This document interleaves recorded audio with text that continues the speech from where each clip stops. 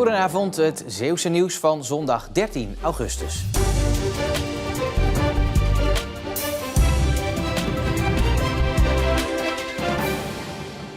Een bekend beeld van het fietsvoetveer Prinses Maxima die weer teruggaat naar de overkant. Dat kan er in de toekomst anders uit gaan zien, want de 2 Westerschelde-ferries tussen Breskes en Vlissingen zijn toe aan vernieuwing. Er ligt nu een plan voor 3 kleinere en een grote boot. Niet iedereen ziet dat zitten. En Partij voor Zeeland vindt dat kwetsbaar. Als die ene grote die in het hoogseizoen moet varen uitvalt, dan kan je dat met die 3 kleintjes niet compenseren. Ja, en dan ook het type boten. Nu hebben we SWAT-schepen die ook nog een beetje storm kunnen hebben. Maar de nieuwe vormen die ze gekozen hebben, waar de voorkeur naar uitgaat, die kunnen niet varen bij storm.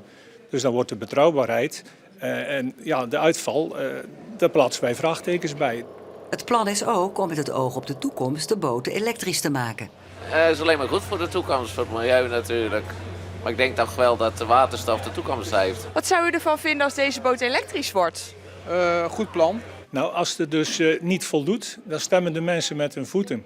Dan wordt er minder gebruik van gemaakt. Je ziet het bij het openbaar vervoer ook. Onrendabele bussen. Ja, als de bussen minder gaan rijden, krijg je minder mensen. En op een gegeven moment zeggen mensen, ja, ik ga een auto aanschaffen, want dat voldoet niet meer. En dat wil ik nu juist voorkomen bij deze essentiële verbinding, dat zou optreden. De vragen van Babijn worden volgende maand door de provincie Zeeland behandeld. Op het eerste gezicht lijkt het een gewoon kamp, maar dat is het zeker niet. Tientallen kinderen die een ouder hebben met Alzheimer zijn dit weekend op zomerkamp bij het Veerse Meer. Zo ook de 10-jarige Jade, die een breinspookkussen maakt. Het is een spookje en, en er zit een steen in. En dat is kracht, zeg maar, die steen. En dan, ja, je kan ermee slapen en je kan hem helemaal mooi versieren zoals jij wil. Zo kan ze haar gedachten over haar vader aan het kussen toevertrouwen. Mijn vader heeft Alzheimer. Dat is dat je dingen vergeet. Korte termijn geheugen. En wat merk je daar dan van? Dan hebben we het bijvoorbeeld ergens over gehad. Over hoe mijn schooldag was of zo. En dan vraagt hij daarna weer, hoe was je schooldag? Het kamp wordt dit jaar voor de 2e keer georganiseerd. Vaak zijn de kinderen de echte kind van de rekening. Er is veel aandacht voor degene met de dementie. Heel af en toe zie je ook nog wel eens dat er aandacht is voor de gezonde ouder. Maar die kinderen zijn eigenlijk een beetje vergeten. Ook de ouders zonder Alzheimer gaan mee op het kamp om ervaringen uit te wisselen. Als het inderdaad over dementie gaat, gaat het bij mensen die nog ouder zijn natuurlijk. En niet bij een papa of mama met een wat jonger kind. En dat is ook wel waar ik natuurlijk dan mee moet dealen. En ik zie ook de verdriet en de vragen en de zorgen bij de kinderen. En dat is heel fijn om dat hier met een papa of mama te kunnen bespreken. Van, oh, heb jij dat ook en hoe pak jij dat aan? Zo ontmoeten zowel de kinderen als de ouders mensen die in hetzelfde schuitje zitten. Dat is wel heel fijn, want dan kan je er ook over hebben en zo. Want bij mij in de straat en op school zijn niet kinderen met een vader of moeder met dementie. It's a beautiful day. The sun is shining. Nou, het weer kon wel beter vanochtend, maar de rondvaart om zeehonden te spotten vanuit Breskens gaat toch door. Want die trekken zich niets aan van een beetje regen. Aan boord voorziet gids Bert Hoving iedereen van de nodige informatie over de populaire zeezoogdieren. In de zomermaanden krijgen de gewone zeehonden jongen. Die krijgen ze op droogvallende banken, want die jongen als die op de wereld komen, die kunnen gelijk zwemmen. De zeehondenspotters vallen ondanks het matige weer met hun neus in de boter. Op de verschillende platen liggen er meer dan genoeg. Ik had dat ook niet verwacht.